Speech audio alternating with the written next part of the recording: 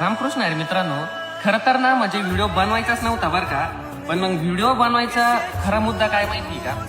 आम्ही ज्या वेळेस ना नाशिकला गेलेलो होतो, कुठं त्र्यंबक रोडला कोणत्या आश्रमात, आधार तीर्थ आश्रमाला गेलो होतो. मी सकाळी उठल्या ज्या वेळेस ना मोबाईल हातामध्ये घेतला, इंस्टाग्रामला रील स्क्रोल करत होतो, तर त्यावेळेस ना तिथं आता जे त्र्यंबक रोडला जे आपलं कुंभमेळा होणार आहे ना, तर तिथं अतिक्रमण चालू आहे. आता सगळे मला काय म्हणतील का बाबा तुला त्याच्याशी काय घेणं, त्यांना नोटिसा गेलेल्या होत्या.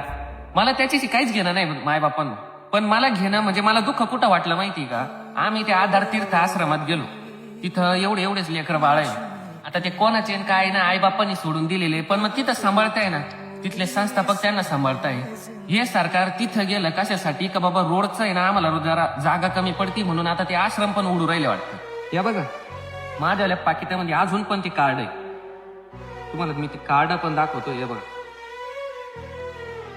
हे बघा, हे सगळे तिथले कार्ड आहे बरं का. कारण की आमचं तिथं कंटिन्यू जाणं येणं आहे. आणि ह्या दिवाळीला आमचा हा पण प्रकल्प होता की बाबा तिथे जे लहान गोरगरीब मुलं आहे ना, त्यांना गव्हाच्या गोण्या, बाजरीच्या गोण्या, हे आम्ही तिथं शब्द टाकलेला होता.